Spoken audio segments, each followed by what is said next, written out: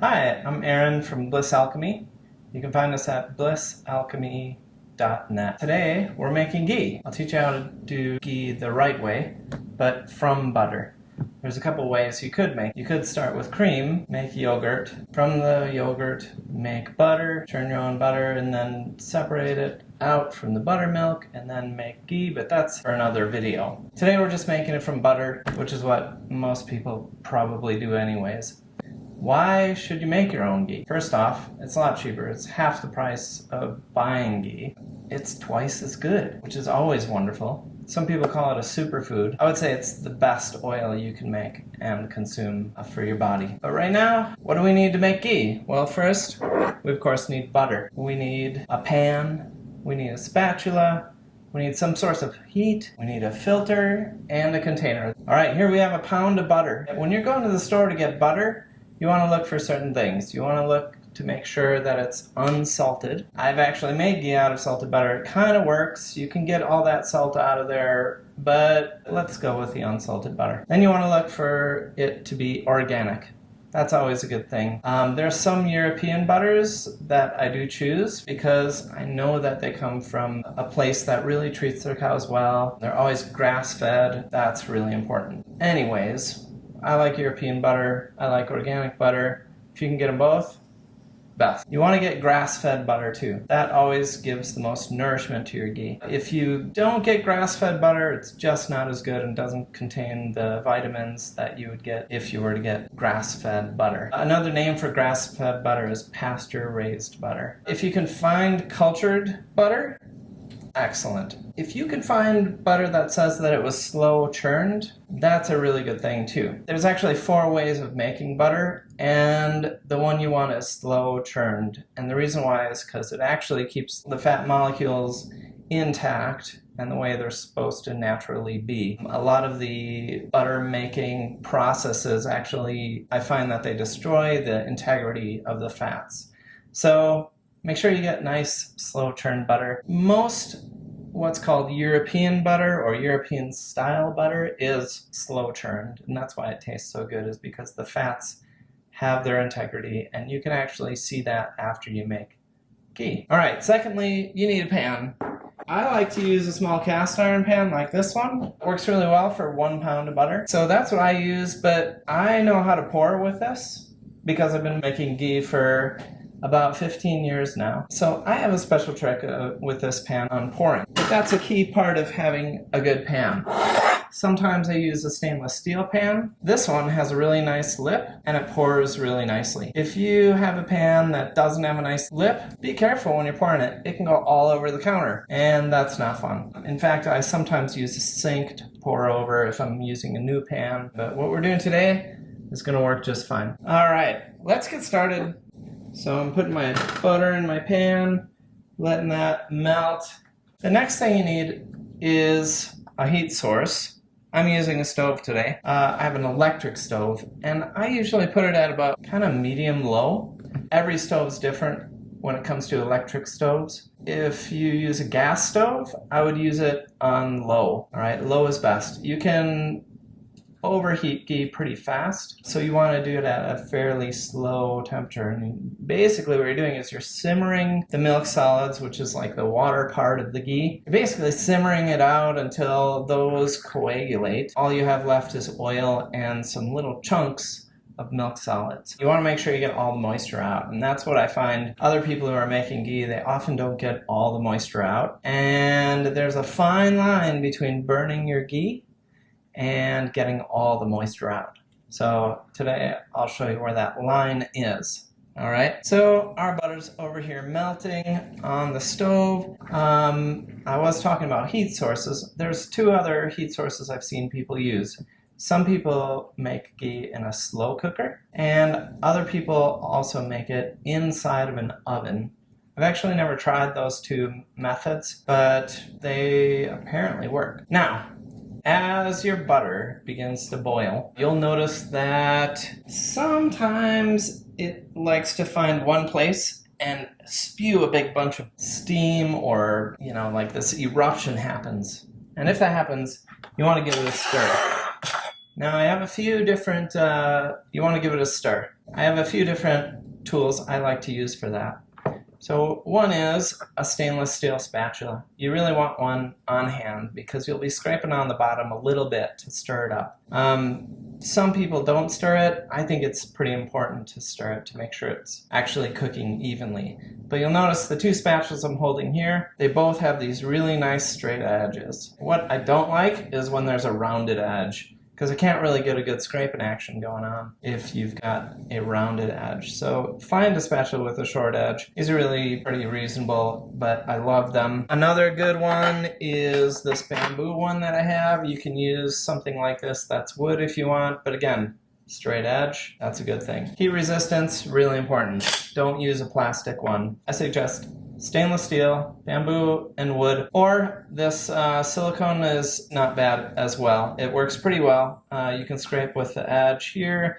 Notice it's fully all silicone and not plastic handled. So these work pretty good, but I suggest a stainless steel one. I like this because it has a wooden handle, so it's heat resistant. It doesn't transfer heat up the handle, so that's nice. So we're cooking along here. It's melting. I like to give it a little stir now that it's starting to simmer. So basically, now we just wait. It usually takes me about 15-20 minutes. I usually make ghee during when I'm making breakfast or making lunch or something like that. I just put it on the side, let it run on its own.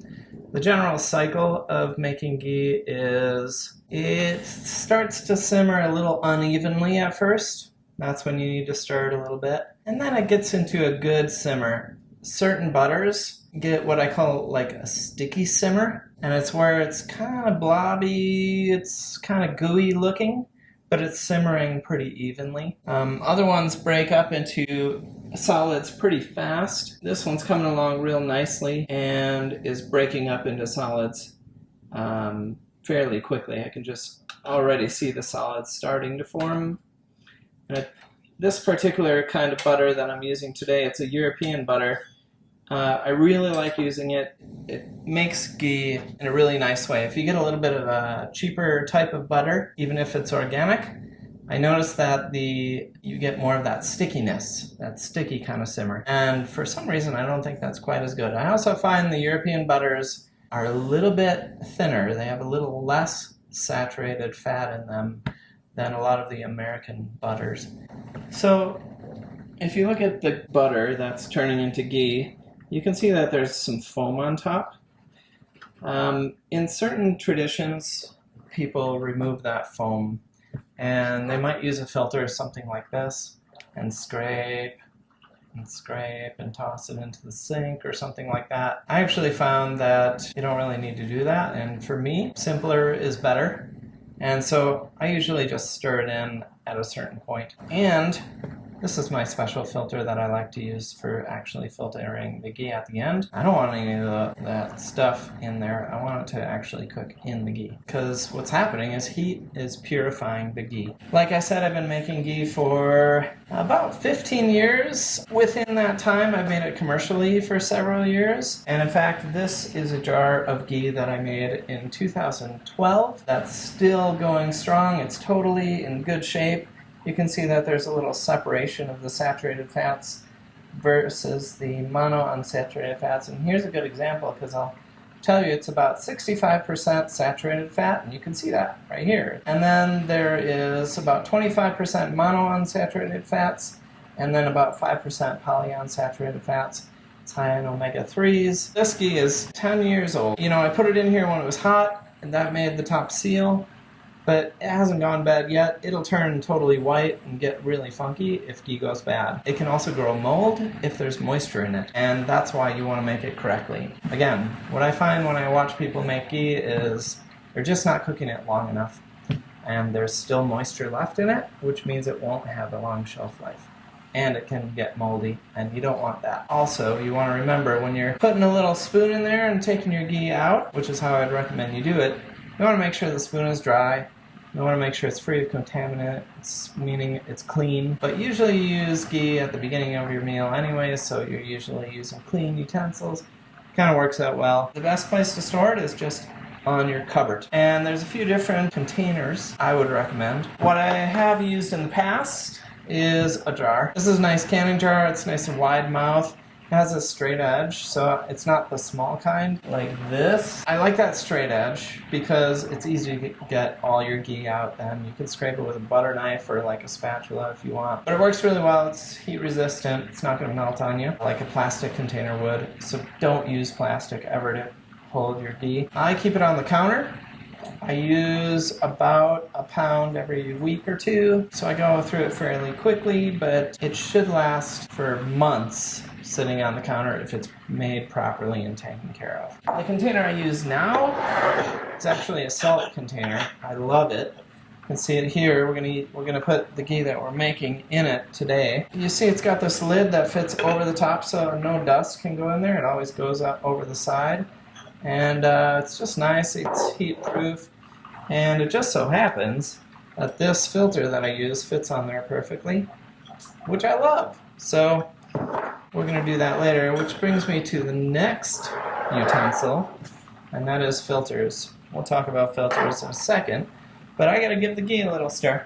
It's starting to coagulate, and right at about this point when I see that some of the solids on top are forming, I like to stir and I like to scrape the bottom, because there comes a time when it'll start browning on one side of the bottom, and you don't want that. You want it to all dry out evenly in there and cook out evenly. So I break it up a little bit. I stir the top stuff in, I stir the bottom stuff up, and then it does a little extra sizzle, and then it calms back down again.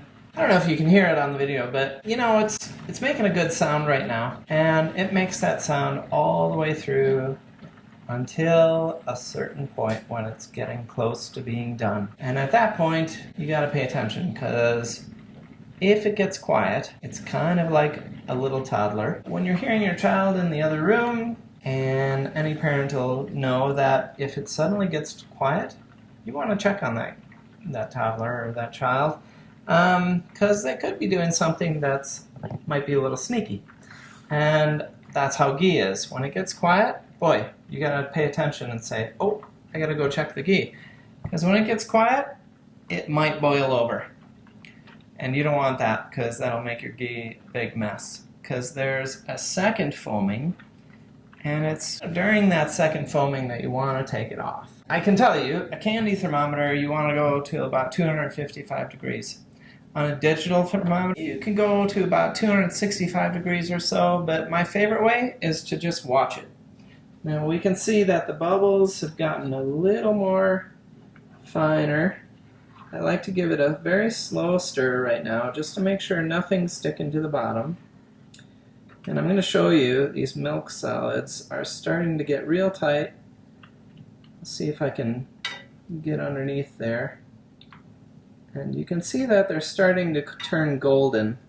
We want them to be kind of a caramel color. Now see how fine those bubbles are, especially over here. That's what you want to watch and get to about that point. A little bit longer. We have about 2 minutes on this.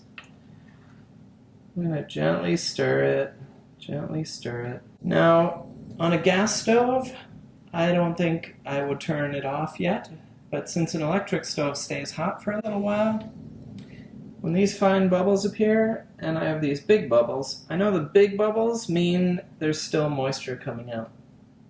The fine bubbles, there's very little moisture actually coming out of the fine bubbles.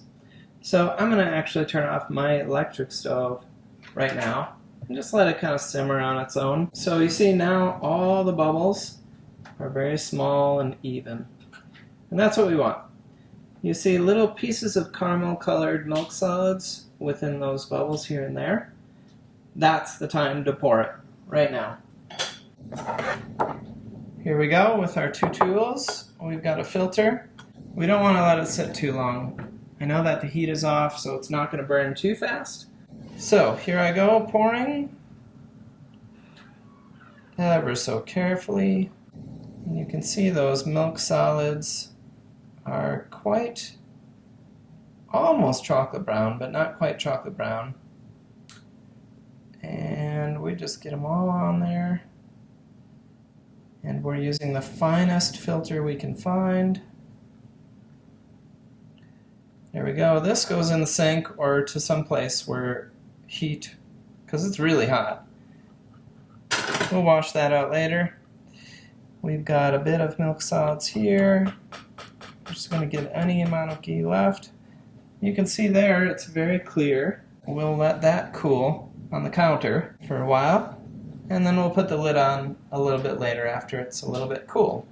Eventually it'll look something like this. You can see there that there's a clear layer on top. Usually the clear layer goes down to here, but I poured this a little bit earlier so it's still settling. Some of the stuff that you buy at the store, I don't know what they do, but it ends up kind of like wax. It doesn't taste nearly as good as the homemade ghee. As mentioned, you can leave it on your counter.